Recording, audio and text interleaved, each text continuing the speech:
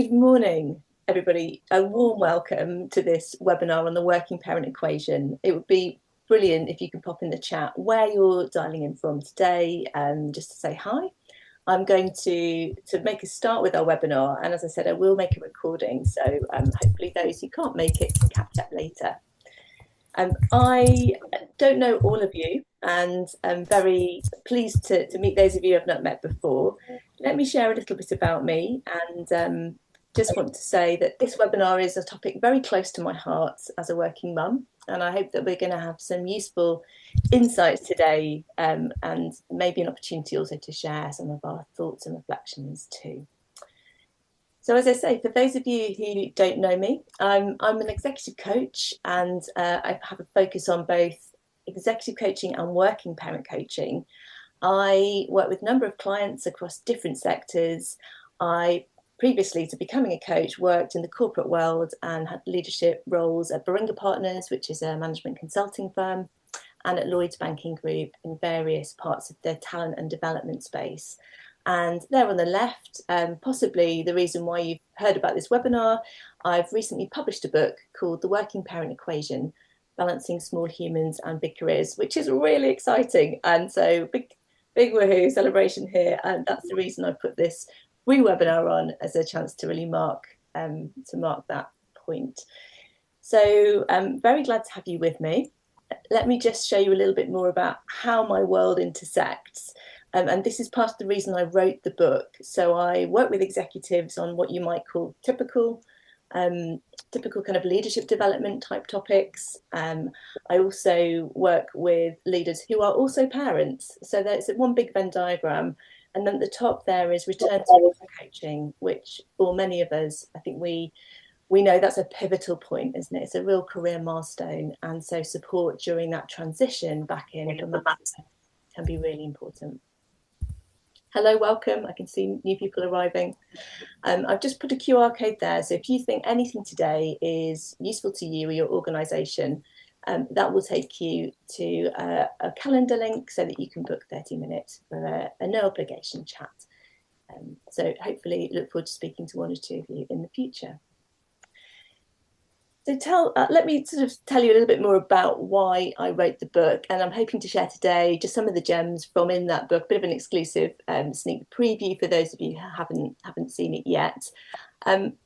One of the most sort of important reasons why I wrote this book was in coaching. I was working with leaders every day and was really struck by how often we were talking about the balance with home, about the healthy rhythms between work and family, trying to avoid the burnout that comes with that. And so many leaders are also parents, and it really became clear that working parents do need more support, and there is an opportunity to offer more resources as well. The second reason is that the parenting landscape is shifting, and you may well be seeing this as well, that whilst perhaps policy seems slow sometimes to move forward and catch up with where we are, actually, you know, some of the big developments recently around shared parental leave here in the UK have really highlighted the fact that dads now want to take a greater role in bringing up their children. And more families where there are two parents are in a dual income household. And so whilst there are some really good resources out there for working mums, it feels like we're on catch up for working dads. So this book is deliberately for both mums and dads, so that the help is available regardless of whether you are the mum or the dad. And the third reason I wrote the book is just every day in coaching, I see how small changes to the way we think add up to big differences in terms of results.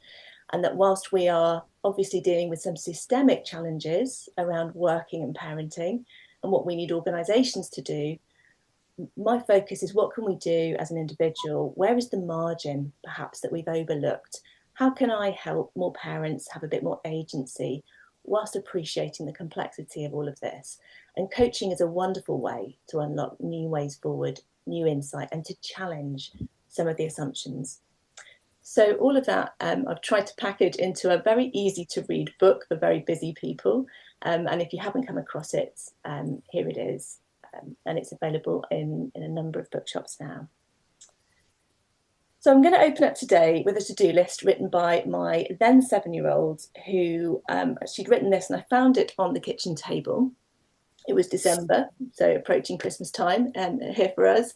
Top of the list, eat dinner. Brilliant. That sounds like a top priority to me. I am going to translate this because it's not always obvious what a 7-year-old is writing. So make gravy was actually a job she enjoyed in the kitchen. It's not child labour. I just want to reassure you of that. TT Rockstars is a maths online times table game. Read, practice Egyptian eyes. It was ancient Egyptian day coming up the next day at school, so we needed to practice some pretty heavy duty eyeliner. Sign the reading record, do the candles. Those were the Christmas candles on our table. Bring a bauble. This always makes me laugh. This is a bauble for the school Christmas tree. More story. She was writing a story at the time about a Labrador called Bruce. It was a pretty good read, actually. Stand trick. I actually don't know what that was, but it does sound impressive. The spinner competition was a small science piece of homework that she had to make a paper spinner and see how long it took to get to the ground, write her Christmas cards for her friends, and there at the bottom, eat Milky Way. And for the uninitiated, that's a small chocolate treat bar. So whilst this was obviously amusing and I really brought a smile to my face, it actually stopped me in my tracks. And I looked at her list and thought to myself, where's the Milky Way on my to-do list? Where are the things that I might need and want to run a more sustainable race, to feel maybe a little bit more joy? Everything on my list it is all about work and dealing with the administration and the kids' lives. Where's the Milky Way? And that's sort of our starting question for today for you is maybe the first question might be, what is your Milky Way? But where is it on the list? Where are you on the list? And I think that for all of us, this is going to be different. And I'm really clear in the book that the working parent equation looks different for everybody because we all have different families, different circumstances. We might have different values, different priorities. So we all have a unique equation, and yet there are universal things that all working parents find hard. And so today I'm going to try and highlight some that I see as very common themes, whilst appreciating that your version of this will look individual to you. And this diagram here is maybe just represents how I feel, like maybe how you feel, but it can very much feel like two big boulders rolling in towards you. You've got family and you've got work, and you're desperately trying to create a little bit of space for you. Your family and your work are important, I know, and hopefully you love both. But work will take as much of your time as you will allow it to. It's not going to put the brakes on for you. And your family wants all of you as well. And so it is about us finding out what we really need to create boundaries around, how we're going to hold back the boulders enough so that we can run that long-term race and not burn out. Because it can feel like we're between a rock and a hard place. I also want to recognise as we go forward that your work system, we're not going to change that in this webinar. And actually, you may not want us to. You may work in a really demanding, high challenge, high performing, high variety job, and you do that because it fires you up, and that's great. So we're not going to change that system. But what we can do is maybe make some marginal gains, at least, on how you go about managing your own equation for yourself. So we're interested today in agency. I would love us to sort of challenge some of the assumptions maybe that we've made and work out whether those really are as true as they seem to be. Our aim is to get to our clearest thinking, our cleanest thinking, maybe to unpeel some of the assumptions we're operating on just because we have to for time. And my work's all about enabling you to get to the highest quality thinking that you're capable of, because that's how we find slightly different ways forward and different answers perhaps as well. So our starting point today is going to be big picture. I would love to encourage us just to zoom out from the everyday pressures that you're feeling. And I'm conscious you'll have arrived this morning. You may feel like you've run a marathon already. I know I do. So let's just put the everyday pressures to one side and think longer term for a moment and begin with what our version of success is for our life. What is it really all about? Let's get some clarity maybe on what the Milky Way is, and then we can course correct to get there. And to get us going, I'm just going to share another gem from Family Rudd here. This is a plan written by my 8-year-olds. I really love it. I love the end of my big plan here. It's certainly clear. So things we can appreciate about this are it's phased. I love the 3-phase approach. It's scales up, and it's laser focused. For those of you who need a bit of a recap on here, we've got a kitten named Scarlet, 9 or 10. We've got a Labrador. This is the upgrade, named Bella, at 12 to 14. And then finally, 18 to 22, we're getting a pony named Layla. As a side point, my husband and I are really curious about what's happening age 20. It seems that it's okay to have a pony at 18 and 19, and also 21 and 22, but for some reason 20 is not compatible with pony ownership. I guess we're going to have to wait to find out. And so we may have a version of a big plan in our lives. It might be not quite as clear and definitive as this, but what we do know is that the plans that we had before we had children, they may not have changed, but there needs to be an adjustment because our life after children does inevitably look different, and the plan will also look a bit different. I talk about this around the BC era, before children, and the AC era, after children. And my observation in coaching is that we see people kind of holding on to the blueprint from BC just a little bit longer than is helpful, without realizing that the big success criteria in life has obviously shifted, and our expectations of ourselves are perhaps not up to date. So I'm going to get us to do a bit of thinking together now. It's your opportunity to do some reflection. This is your precious pause in a busy day. And I'm going to invite us to think about the future and do a bit of time travel. But before we get there, let me just sort of bring this to life a little bit with a quote from Marshall Goldsmith. He's a really well-known author and coach. And you may have heard this phrase before: what got you here won't get you there. Goldsmith refers to that in a career sense, particularly around leadership transition, that maybe what got you to one stage of your career may not actually get you to the next step. And we know that, I think, don't we, in our careers as we get more senior. We need to stop doing a few things for the next phase. We might need to start doing some things. Good examples might be less delivery through what we do, and suddenly as we get more senior, trying to deliver more through other people, generating autonomy, delegating really well, maybe more commercial focus to the role. But the same is true, I think, of our lives, that what got us here won't necessarily get us to the next stage. And so we want to think about, what do we need to change about the blueprint? And I've shared a couple of examples from my interviews for the book and my coaching that might just bring this to life. So we've got a senior manager there at the top in financial services, recognizing that where she used to throw time at work, and that was okay, actually she's no longer prepared to trade quite that amount of time. So that's changed. The middle quote there, I really love actually, from a partner in management consulting. He uses a bike at home in a virtual environment to race other riders, but also to kind of race his own time. And he made the lovely link to say, I feel like I'm also doing that in my own life, that I'm racing my before children self, but it's not the same race, like it's a different race. And that third quote from a director in consulting is recognizing that ambition has not disappeared, it's not dialed down, but there may be just a different route, there may be a different pace to it, there may be a longer term view that looks a little bit different from before she became a mum. And so there are adjustments that we'll make, because what got us here won't necessarily get us there. So as promised, we will do a little bit of reflection. I'm going to invite you to time travel with me, and we're going to fast forward to 80-year-old you. So before we do this, I really want you to kind of come with me. Let's visualize you as an 80-year-old. I'd just like you to firstly think about, so where are you? Just imagine yourself at a future point in your life, maybe 80. Where are you? Maybe what are you wearing? Simple as that. Well, how does your body feel? Just have a tune in to what's going on in your 80-year-old body. And maybe think about who's around you. So who are you imagining is around you at that point in your life? And I'm going to ask just a few questions and give you maybe 4 or 5 minutes just to reflect on your own here. and you're going to answer the questions as if you are 80-year-old you. So we're going to channel the wisdom of that future version of you, and really try and imagine what it is that you would want to say to present day you.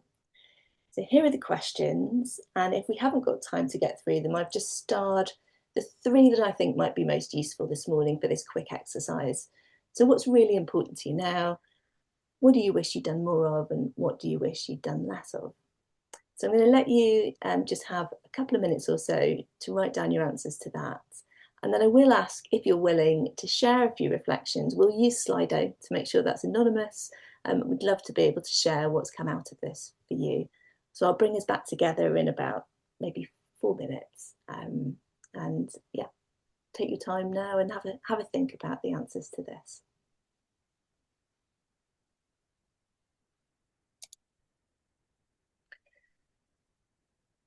Welcome if you've just joined us. I know 1 or 2 people have just come in. We're just taking a moment to reflect. You've joined us at an interesting point in our webinar.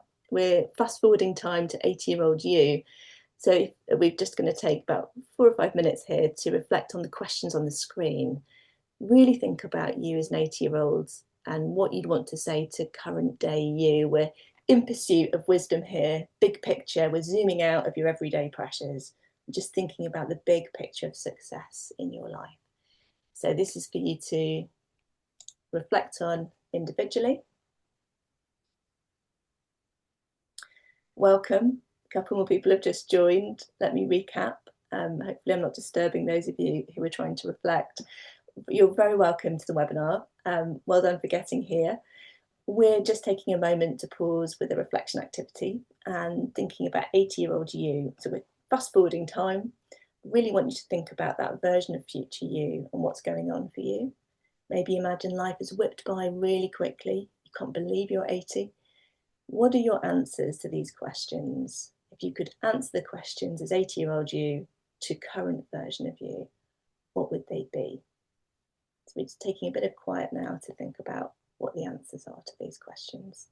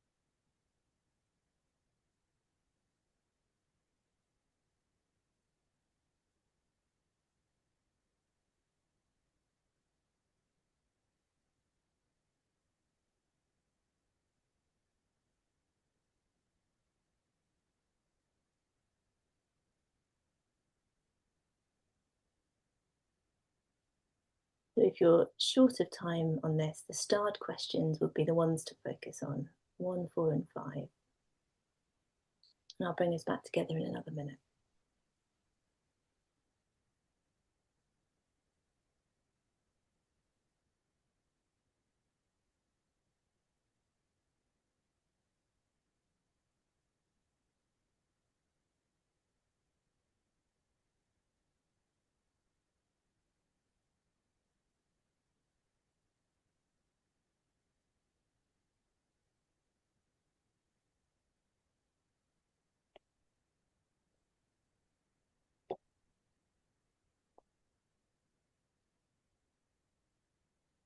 Okay, I'm going to cut into your thinking there and just invite you back.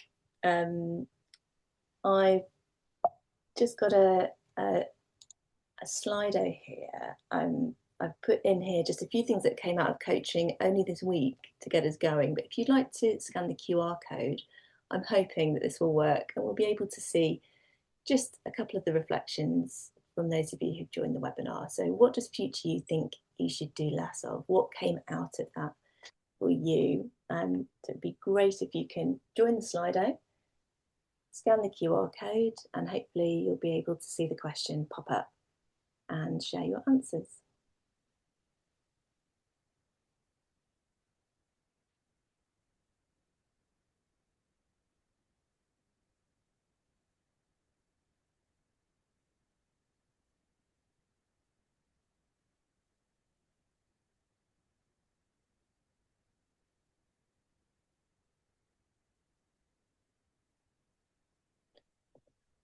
Great, thank you. Really good ones coming in here. I love that household drudgery. Yeah. Just feeling frustrated about work, anxious about work, not being able to engage with the people that matter most. Yeah. So thinking about, I suppose, where we want to put our energy. Worrying about the future. That's interesting. 80-year-old you sometimes has incredible wisdom about this, doesn't it? Yeah, not backing myself at work. Okay. So something there around confidence, perhaps, doubt. And that new entry there, the bits of work that cause stress but aren't taking me towards my goals. Yeah, I think we see that a lot, particularly as working women, that we're so busy doing the day job that sometimes we're losing focus on the career plan. Great, thank you so much. It's great to hear some of those reflections, and obviously you can continue to think about those as the day goes on, and maybe come back to it another time. So our point really is to say that 80-year-old you already have a lot of the answers, I suppose, about what's most important, and we need to think about what are the changes that are going to help us to get there. I'm sharing this figure with you. You may well have read the excellent book by Oliver Burkeman, 4,000 Weeks, Time Management for Mortals. Burkeman has basically just calculated what's the length of an average life. And he said, if you're going to live to 80, it's 4,000 weeks. So I'm just going to let that figure land. 4,000 weeks. And I don't know about you, but I know I'm certainly a way through that 4,000 figure.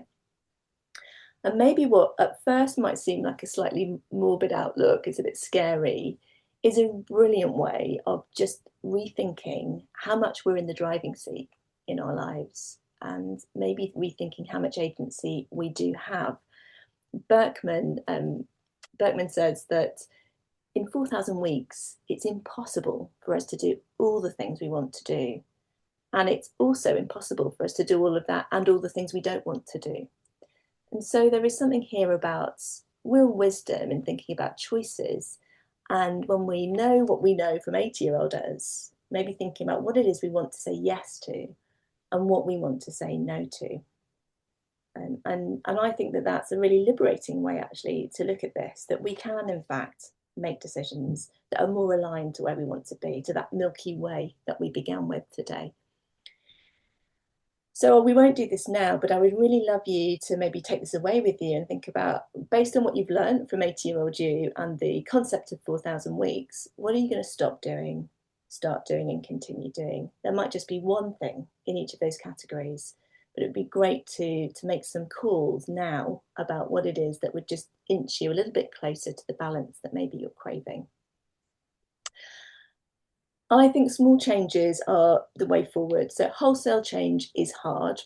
I think we know that from New Year's resolutions, trying to make these massive, transformational changes that tend to fizzle out because it's just too hard to get traction, are not as helpful as these marginal gains and small changes that just get us a bit closer to where we want to be. And I've shared an example here from someone I've coached and have interviewed for the book. She's a senior manager in consulting. She's a previous Olympic athlete in training, and that's really only relevant because we're talking here about nutrition. And she, as you can see, has got into the habit of just cramming that day she's working from home between nursery drop-off and pick-up, just with work, and has been pulled up by a teammate for eating Cocoa Pops on the call, which, it resonates for me at times. I'm sure it resonates for you, that you're just grabbing and going. But for her, she spent all of her teens and her early 20s thinking really hard about how to feed her body really well. Nutrition was massively important to her. And yet here she was a million miles from that. And so for her, the quick win was to say, do you know what? I need to start changing the online shop and not just piling it with the food the kids like. I need some easy, nutritious food for me, that my health is a priority. And maybe I'm going to make a bigger meal the night before, or my partner's going to make a bigger meal, and there'll be leftovers for me to pick up at lunchtime. I think there's an opportunity also for us to challenge our assumptions on this. So here's an example from a new mum who just traded away a 30-minute exercise class that she used to do online at home, and it felt almost impossible to squeeze that into the week. And I think we have lots of empathy for that, don't we? But underlying this was the assumption that good parents, good mums, do every bath time. And actually, when she spoke to her husband about that and realised there was an opportunity for him to be sharing that, and actually she could step back and create a bit of space, there was a win-win there, that in many ways she was filling a space that could be dad-daughter time. And so 30 minutes is not a huge amount to ask in the week. And the assumption, when we sort of unpeel it, helps us to see that perhaps there's a different way to look at this.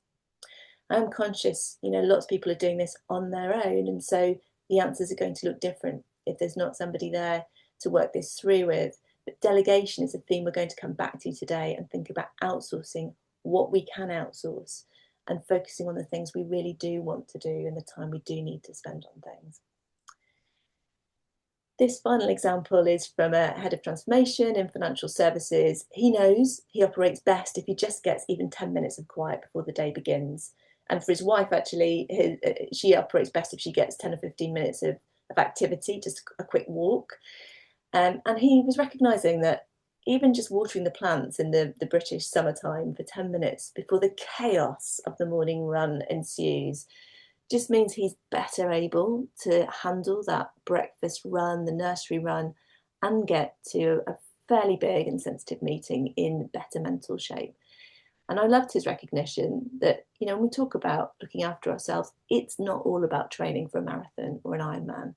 We're talking about 10 minutes here and there that can make a real difference to how we feel and how we operate. So my next question to you is, where are you on the urgent and important matrix? Again, I'm going to share a little starter from home. I have this, in fact, I have it right now. I have this post-it note on my computer as a reminder to just think carefully about what's urgent and important. And my daughter had been into my little office to do her homework on the Google Classroom one night and had added this little addition in the top right box, which again made me smile, and then it made me think. My first thought was, oh, that's really funny. Oh, is she just trying to remind me that I need to remember she is really urgent and important? Is she telling me that I'm not giving her enough of my time? That was my first thought. Then my second thought was, well, maybe she's a little bit wiser than I am. Maybe she's saying, you mum, put yourself in that box. You need to be a bit more urgent and important. And clearly, guilt is the working parent's prerogative. I was very much overthinking it, but it was a really good prompt. And I would say that in coaching, I very rarely hear people put themselves in the top right box. It doesn't come up naturally. And so we can be a bit more curious about what needs to shift around on this matrix, I think, to create the space that we really need for ourselves. And again, we're back to being sustainable and running the long-term race. So the Eisenhower matrix, it's an oldie but a goodie, and what I like about it is its brutal simplicity. There are 4 boxes on the matrix, and top right, high importance, high urgency. These are the things that we and only we can do, but there are 3 other boxes. So if things are maybe a little bit less urgent or less important, they can be in a different box. We might be delaying, we might be delegating some things. And I know this makes some people shudder, but there's also things we can delete. There may be something that's just been loitering for weeks and weeks and weeks. And actually, it's not that important. It could be taken off the list. So we can apply this to our own lives. And I just want you to think perhaps now about your own to-do list, what's going on for you, all the things on your mind, and invite you just to kind of draw these 4 boxes, nice big boxes, and just start to put down the things that are going on for you right now. And don't think too hard about it. Just put them in which box you think they need to be. And if you haven't had time to think about it, you might find the do box is really, really full. And my invitation is to then just find one thing. So we just want to move one thing out of do and find another home for it. So is there something that actually could be delayed? Is there something that actually, when you think about it, could be delegated or even deleted? And if you've created a little bit of space, is there anything you want to put into do that's been off the list for far too long, that actually is really important to you? Maybe it's about your health, exercise, nutrition, friendships, connection. It could be a number of things. So I'm going to give you just a couple of minutes to plot out your Eisenhower. And I'm going to ask if there's something you can share at the end that you're going to move out of do. You don't need to explain it, but just find one bit of movement. And I'll bring us back together in a couple of minutes. So happy plotting on your Eisenhower matrix.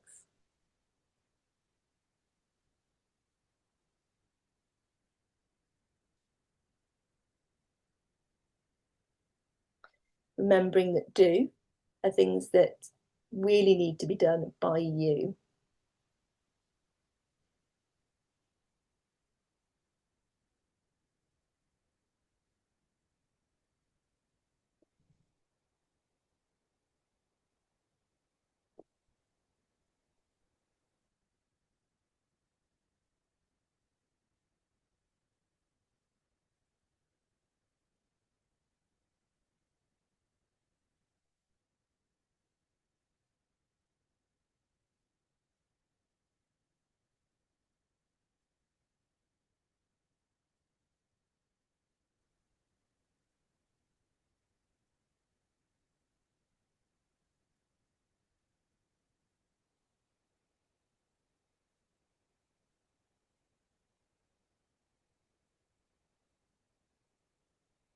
And what's one thing that you could move out of do into another of the 3 boxes?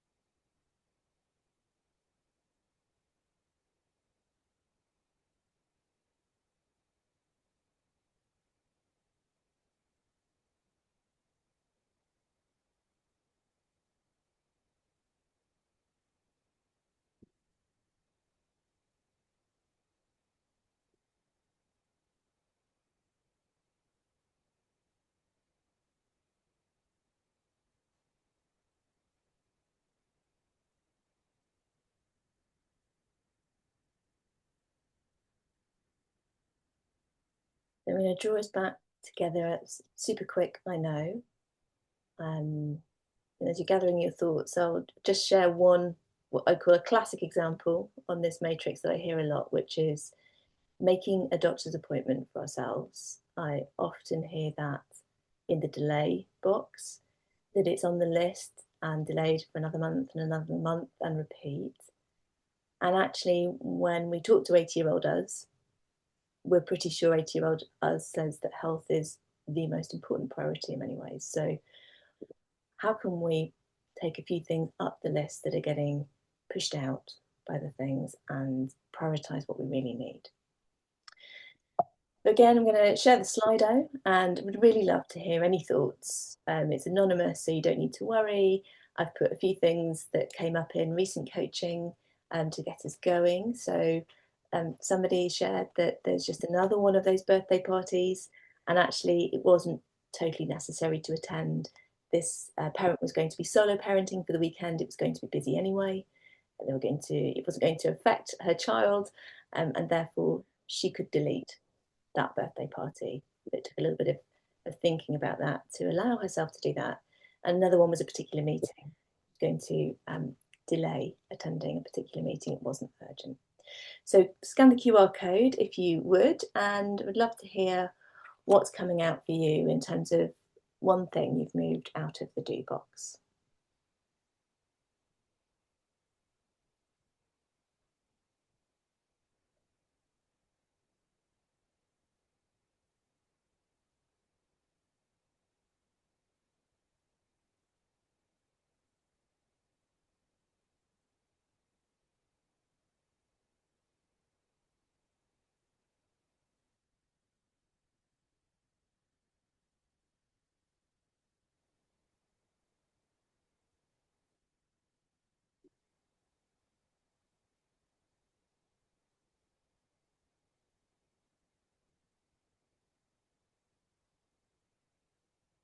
This hasn't shown us quite in the way we might have hoped to, because that doesn't all make sense. But I love the fact that you've been reflecting and thinking about this. So thank you for sharing that. And I can see in there the theme that's come out, and that kind of, maybe there could be a babysitter, maybe there could be some evenings and out, and the opportunity to delegate.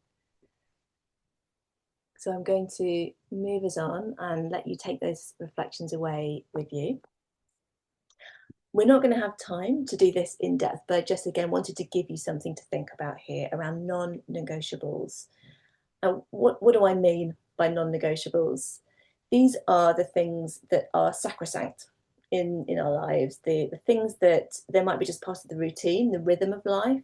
There might be particular priorities that are important to us, but they are the things in the schedule that we write in permanent marker. They're not chalk lines that can be rubbed out and blurred and traded on. These are the things that are just, they have to be in the diary, they have to be adhered to for good reasons. And, you know, for us, just having a few can be really helpful. Having too many is just a bit too difficult, but maybe just stepping back and thinking, right, what for me on a daily basis or a weekly basis or monthly or annually is a true non-negotiable, that I want to protect that. And being clear on this helps us say yes and no in the right way to things. I will share a couple of examples just to bring this to life. So Daily, our friend previously in our webinar who shared about lunch, for her daily non-negotiable is eating lunch, and it's as small as that. It might be that you have to get your child to a certain place of education by a certain time. That's non-negotiable. The schedule has to work around it. There'll be different things for different people. Weekly, the example we shared with somebody wanting to do some exercise in the week is a non-negotiable. It's not unreasonable. It's possible to work around it, but it needs to be written in that Sharpie permanent marker if it's going to happen. Monthly, one of my clients has just a monthly dinner with her best friend, and they have a yoga session followed by dinner. And whilst that may sound like it's not a lot, most of us know that feels like it's almost impossible sometimes. And it's the thing that might get bounced. So it's absolutely locked in. Emergencies aside, they know if they don't commit to it to each other, it just won't happen. And it's really important for her around the social connection, the opportunity to talk to somebody who knows her really well. And of course, it's nourishing and enjoyable for her to have the yoga. And annually, that might be for you taking all your annual leave. You know, are you actually taking what you're supposed to take in terms of rest in the year? That's a non-negotiable perhaps. Or maybe it's the annual health check. Or if you run your own business, it might be, I want to look at my website annually. It has to be looked at, it has to be refreshed. So there'll be the right things for you, but it would be helpful, I think, to have an idea of what are your non-negotiables, and that helps us build a bit of muscle around how we can protect them. So I'm conscious of our time. I'm going to move us on to something that is about our own internal narrative here. So we are surrounded by noise, aren't we, as working parents? It is so noisy because everybody has an opinion on how we ought to go about this equation. We have family, we have friends, we have peers, we have work colleagues, we have social media all telling us what to do. And so what we've been trying to do is turn that noise down a bit this morning. But it can also be really noisy internally in our own heads around the way we think about things. Maybe the inner critic pipes up. It's that little voice that you'll recognize that tells you you're not doing a good enough job. Maybe that you're failing on all fronts, not enough at home, not enough at work. Maybe that you don't deserve to have that promotion, whatever it would be. And there are some common thinking traps that most of us will fall into. They're just well known. And I thought today would be useful to raise our awareness of what those are as a way into this. Because once you have awareness of your thinking traps, there's a bit more opportunity to say, I'm going to navigate around that, or I'm going to put the ladder in and climb out of that trap a bit more quickly than I might have done in the past. And that gets us to really effective thinking again. And that's our goal. What is our most effective, cleanest, clearest thinking? Because that unlocks all the things we know we can do really well. So here are some common thinking traps. I call it thinking trap bingo, bingo card here. So as I read through the definitions, maybe just think to yourself, how many of these can I tick? Don't worry if as I read them out, you think, well, I've got a full house. That's not unusual. But as we go through these, maybe just think about which one resonates the most for you, which is the one you know is your sort of go-to, the tendency in your thinking. And then we'll think about how to get around that. So all or nothing thinking is things are black or white, perfect or a failure. There's nothing in the middle. Mind reading is believing that you can read the minds of other people. Emotional reasoning is relying on emotion rather than logic in the way that you're reasoning through something. Overgeneralization, maybe something happens once and then you expect it to happen over and over again. So an example might be someone misses a deadline once. Maybe there's a really good reason, but you never trust them again. Control fallacy, that belief that you can in fact control everything. Filtering, this is only listening to part of the information. So a good example would be that performance review where you get 7 pieces of really constructive, helpful, really encouraging feedback, but there's one, to use the language of my kids' school, even better if. And you just focus all your energy on the one thing that could have been better and forget the 7 pieces of evidence and data that tell you you're doing a really good job. Personalization, this is the belief it's all about us. So the example would be walking down the street, maybe seeing someone you know really well, lifting up your head to make eye contact and smile, and you're just totally blanked. And if we're personalizing it, we'll say, oh gosh, did I do something wrong? Maybe I've upset them. When actually the answer might be they're just really busy, lost in their thoughts. Maybe they don't have their contact lenses in. It's personalization. Global reasoning is generalizing or stereotyping, or global labeling it can be. Catastrophizing might be familiar. This is leaping to what could go wrong, the worst case scenario, and operating from the basis that that is what will happen. Magnifying or minimizing things, making them bigger or smaller than they really are. Fortune telling, predicting the future, and the shoulds and can'ts. These are the sort of beliefs maybe we hear in our own inner chatter about what we can't do or shouldn't do, or maybe what we ought to do.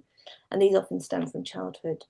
So being aware of these traps is the first step, and maybe have a think about which one is your kind of most familiar. And one way around this, although we can't go into depth today, is just to channel your opposite of that. So if we took, for example, catastrophizing, take the nugget of helpful advice that's in there, maybe the sort of warning around risk, but then maybe switch to channeling your inner optimist. So what would an optimist say about this situation? Maybe there's someone you know, you really like and admire, who happens to be more of an optimist than you. Okay, what would they say about this situation? What could go right?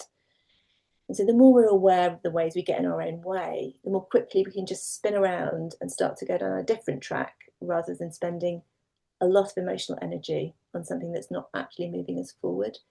And as working parents, we have so little energy to spare. We want to make sure that it's going on the things that are really true and helpful. So there's a little whistle-stop tour there on thinking traps. And that brings us back to where we started today around the Milky Way. I hope that you're able to use a couple of the tools today, and there's much more detail, certainly in the book and hopefully in some more resources that I'll be sharing, that help you think about what your Milky Way is and where it is on the list. I wanted to close really by sharing something personal with you that's really crystallized my thinking in the last 12 months on this. And although I'd already made some changes that I'm really glad I had made to get my Milky Way a little bit higher up the list, I wanted to reflect on the sort of 4,000 weeks figure. And I'm conscious we've all got our own experience of that, and people we know and love. And we know that 4,000 weeks is not a guarantee, and neither is what state we're going to be in if we are able to reach that figure. So the time is now.